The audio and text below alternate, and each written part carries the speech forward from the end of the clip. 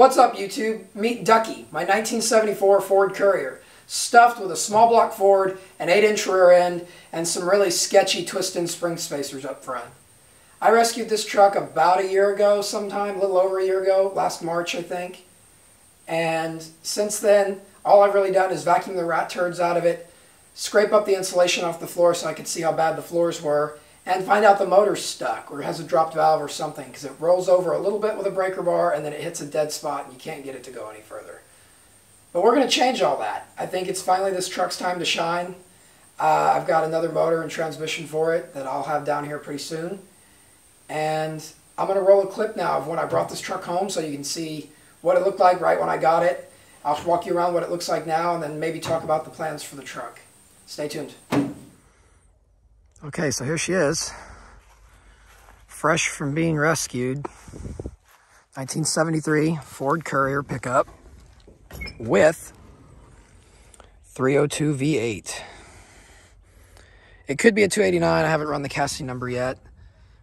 Check out those custom fender well exit headers and the oil filter adapter that points up. This was apparently a college kid's hot rod in the 80s, and it was last tagged in 87, so that's cool. Sold new in Broken Bow, Oklahoma, Jack Lane Motor Company.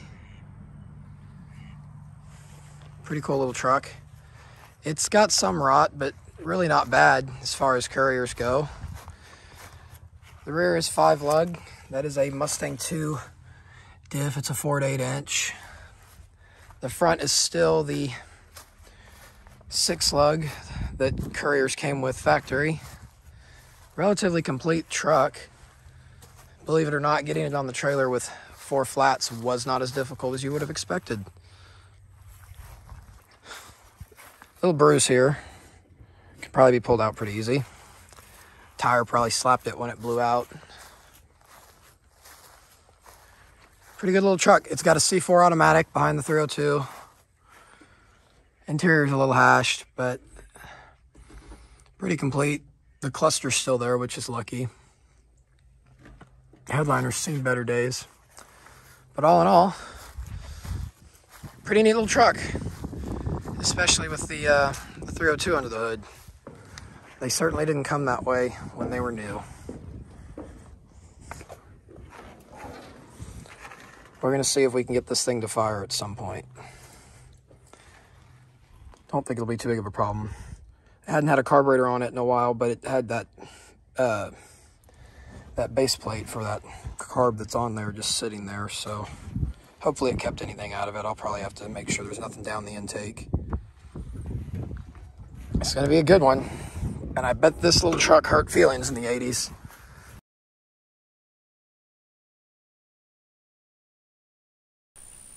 Okay, now that you've seen the truck the way that it came to me, here's how it sits now. A whole lot less rat poop in here. My girlfriend and I went through and cleaned out everything. I pulled the radiator and it came out in pieces. The rows, it was leaking anyway. The rows, like the cores separated from the fins as we pulled it out. So it was junk.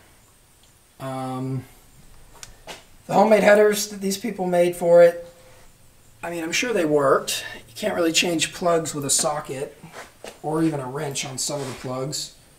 But the motor's stuck anyway, so it's coming out. This thing will get proper swap headers that are fender well exit that they make for these still. The 90-degree oil filter adapter that's turned upward, I'll probably replace with a remote oil filter adapter because I don't know how good that is for flow, or if it matters. I don't actually know.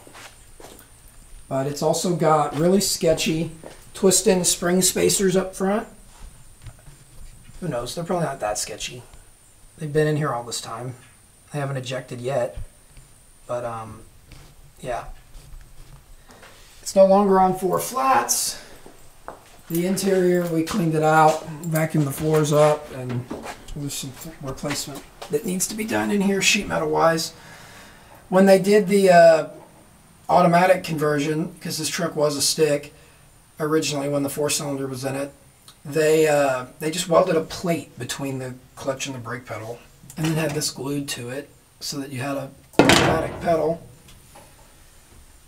Floors aren't that bad. There's not a ton to replace other than the toe boards and right where they meet up against the transmission tunnel. The pinch weld right here for the weather stripping that's replaced, but other than that, it's pretty solid. The doors aren't really rotten at the bottom or anything. Most of the dash and stuff's still there. Check out the Bowman Astrosonics stereo. I'm sure it doesn't work. Name's cool though. But yeah, there's a lot less rat poop and God knows what else in here. What else? Somebody gave me this 2-row radiator, aluminum Be Cool radiator. It should hopefully cool the truck. Probably have to run a pusher fan because there's not a lot of clearance to the radiator. I got this bell housing at a swap meet for the engine transmission swap I'm going to do. It's 5-lug in the rear, still 6-lug in the front. 4-wheel drum brakes. The front are the factory Courier manually adjusted brakes, and the rear are whatever car this diff came out of. It's a 66 in back, so 62 to 66 8-inch. And that clip, when I first got it, I thought it was a Mustang 2 diff, but I hadn't really had time to look at it and look at the third member and see that that's the older casting. The stock 12-gallon gas tank's still there. Probably gonna have to do something about that. That's not a whole lot for a 302. Overall, in pretty good shape. Like, it's got rust here and there, but not terrible. Sold new in Broken Bow, Oklahoma at Jack Lane Motor Company. Ford Lincoln Mercury dealer. I'm not sure why they wanted to put that decal or stencil between the O and the R. If it was me, I would have put it right here, but I guess they had a reason. But that's basically what I've done to the truck since I got it. I've got some big plans for it. Big plans for a little truck. But I'm sure this was somebody's baby back in the day. Someone's hot rod. I think it's cool. Let me know what you guys think. So now you've met Ducky. So what's in store for Ducky on the channel?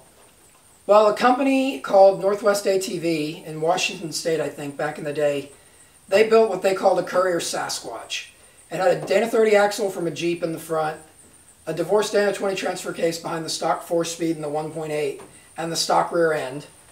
And it was leaf sprung up front, and it was just a little 4-wheel drive mini truck that they didn't offer from the factory, at least not on Courier.